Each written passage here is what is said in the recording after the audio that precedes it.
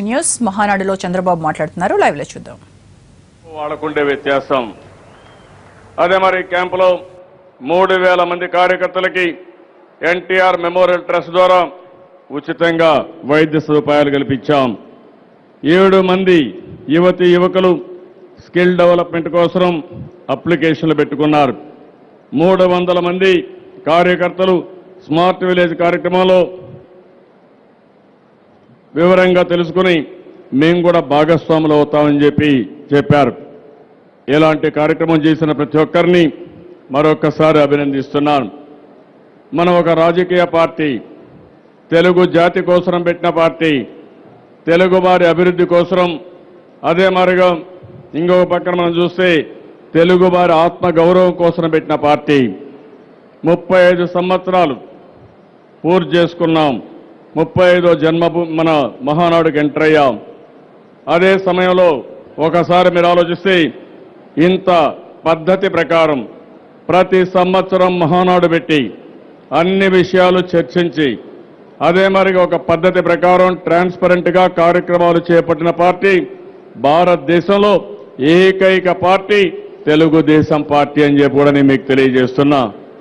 అందుకని చరిత్రలో మీరు ఒకసారి చూస్తే చాలా పార్టీలు వచ్చాయి, చాలా జెండాలు వచ్చాయి, పార్టీలు పోయినాయి, జెండాలు పీకేశారు.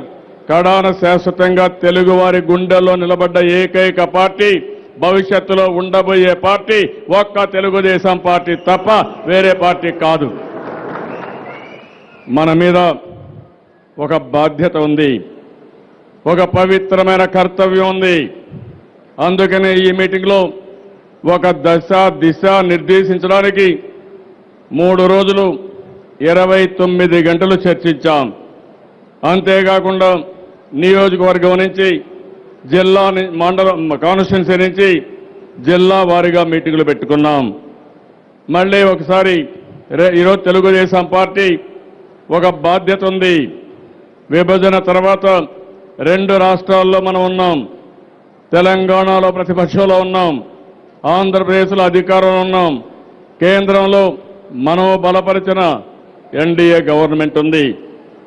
కాబట్టి మనం కూడా ఇవన్నీ చూసినప్పుడు ఏ విధంగా నాయకులు కానీ కార్యకర్తలు కానీ పనిచేయాలి, ప్రజలకు ఎలాంటి మెసేజ్ ఇవ్వాలనేది ఎప్పటికప్పుడు మనం ఆలోచించుకోవాల్సిన అవసరం ఉంది. ఒక పక్క ఆంధ్రప్రదేశ్లో మనం అన్ని విధాలా మీరు ఒకసారి ఆలోచిస్తే ఈరోజు మనం అందరం కూడా అన్ని కార్యక్రమాలని జయప్రదం చేయడం కోసం ముందుకు పోతున్నాం. ఇంకో పక్క తెలంగాణ ప్రాంతంలో ప్రజల పక్షాన పోరాడడానికి ముందుకెళ్తున్నాం. రెంట్కి కూడా వ్యత్యాసం తమ్ముడు వదిలేయండి, మీరంతా వదిలేయాలి కాసేపు, ఇవన్నీ వదిలిపెట్టండి కాసేపు. ఇప్పటికి అయిపోయింది, ఇంకా హాఫ్ అన్ అవర్ ఏం రావద్దండి. ఈరోజు మీరు చూస్తే ఈరోజు మన మీద ఒక పవిత్రమైన బాధ్యత ఉంది. ఆ పవిత్రమైన బాధ్యత మనం ఒక పద్ధతి ప్రకారం అన్ని విధాల క్రమశిక్షణగా అవలంబిస్తే తప్ప మనం ఎన్ని జయప్రదం చేయలేం. తెలుగుదేశం పార్టీ ఎప్పుడు చూసినా ఒక బాధ్యతతో ప్రవర్తించాం. అధికారంలో ఉంటే ప్రజలకు సంక్షేమ కార్యక్రమాలు, అభివృద్ధి కార్యక్రమాలు చేసి ప్రజాహితం కోసం ముందుకు పోయాం. అదే ప్రతిపక్షంలో ఉంటే నిరంతరం ప్రజల కోసం పోరాడాం. ఎక్కడా ఎన్నికపోలేదు, ఒక బాధ్యతతో పోరాడాం, కన్స్ట్రక్టివ్ అపోజిషన్గా పనిచేశాం. ఆ విషయంలో ప్రతి ఒక్కరికి స్పష్టత ఉండాల్సిన అవసరం ఉంది.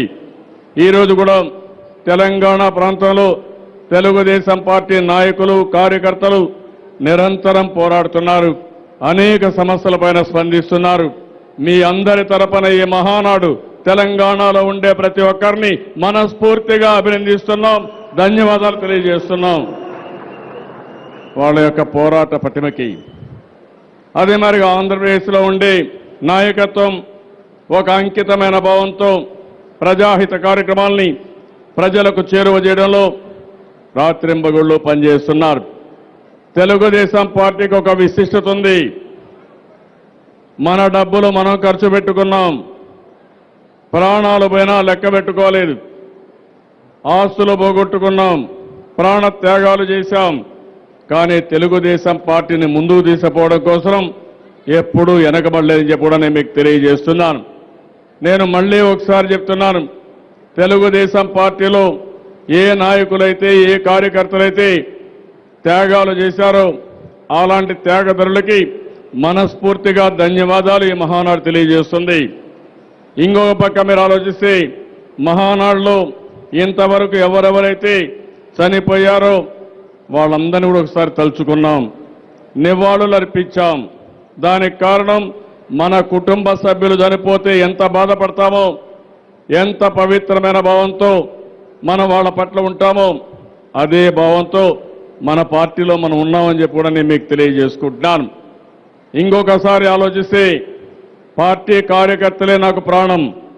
ఈరోజు ఏ కార్యకర్తల వల్ల అయితే ప్రపంచం మొత్తం నాకు గుర్తింపు వచ్చిందో ఆ కార్యకర్తలకి నా జీవితాంతం మీకు రుణపడి ఉన్నానని చెప్పి కూడా నేను మీకు తెలియజేస్తున్నాను. నాకు ఒక బాధ్యత ఉంది. ఒకటి, తెలుగు జాతి కోసం పెట్టిన పార్టీ తెలుగుదేశం పార్టీ. ఒక మహానాయకుడు పెట్టిన పార్టీ, ఒక యుగ పురుషుడు పెట్టిన పార్టీ తెలుగుదేశం పార్టీ. మనకు ఒక సిద్ధాంతాన్ని చెల్లాడు ఆ మహానాయకుడు. సమాజమే దేవాలయం, ప్రజలే దేవుళ్ళని ఆనాడు నినదించిన వ్యక్తి ఎన్టీ రామారావు గారు. అదేవిధంగా మనందరికీ ఒక బాధ్యత అప్పచెప్పారు. ఆ బాధ్యత పేదరికం లేని సమాజం కోసం మిమ్మల్ని పోరాడమని చెప్పి ఆ మహానేత మనకు ఆదేశాలు ఇచ్చారు. ఆ ఆదేశాల్ని తూచా తప్పకుండా పాటిస్తున్నాం. నేను ఇక్కడుండే తెలుగుదేశం నాయకులందరినీ కోరుతున్నాను, నేను ఒక క్రమశిక్షణ కలిగిన కార్యకర్తని. నాకు కులము లేదు, మతం లేదు, పేదరికమే నా కులం, నా మతం, అంతే తప్ప వేరే కులం కాదని చెప్పి మరొకసారి విజ్ఞప్తి చేస్తున్నా.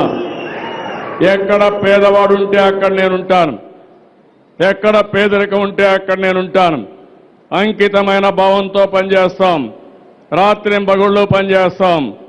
నా ఆలోచన ఒకటే, దగ్గర మన నాయకుడు చనిపోయి ఇన్ని సంవత్సరాలైనా తెలుగు జాతి గుండెల్లో పెట్టుకొని ఆదరిస్తూ ఉంది. నా ఆశ కూడా ఒక బాధ్యత కలిగిన పార్టీ అధ్యక్షుడిగా ఆయన దారిలో నడవాలని, భవిష్యత్తులో ప్రజల హృదయాల్లో చిరస్థాయిగా స్థానం ఉండాలనే ఏకైక కోరిక తప్ప అధికారం పైన ఇంకొక దానిపైన నాకు వ్యామోహం లేదు. ఆ విషయం కూడా మీరు గుర్తుపెట్టుకోవాల్సిన అవసరం ఉంది. అదేవిధంగా 35 సంవత్సరాలు ఈ పార్టీ జెండా మోసిన కార్యకర్తలు, త్యాగాలు చేసిన కార్యకర్తలు, వాళ్ళని ఆదుకోవాల్సిన బాధ్యత ఒక కుటుంబ పెద్దగా నా పైనుంది. బాధ్యత కలిగిన కుటుంబ పెద్దగా వ్యవహరిస్తాను, అన్ని విధాలా ఆదుకుంటాను. నా సొంత కుటుంబం కోసం నేను ఎప్పుడు కూడా ఇంత కష్టపడలేదు, కానీ నా తెలుగుదేశం పార్టీ కుటుంబానికి సర్వశక్తులు వెచ్చిస్తాను, అన్ని విధాలా ఆదుకుంటానని మరొక్కసారి మీకు తెలియజేస్తున్నా. అయితే మన మధ్య ఒక పవిత్రమైన కార్యక్రమం ఉంది.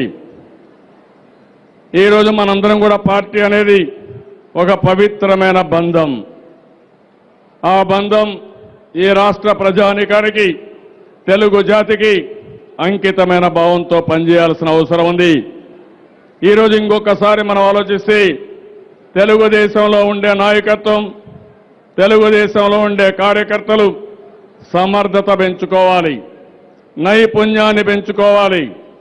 మామూలుగా ఏ పని చేసినా మారిన పరిస్థితుల్లో, టెక్నాలజీ యుగంలో వినూత్నంగా చేస్తే తప్ప మనం అనుకున్న ఫలితాలు మనం సాధించలేం.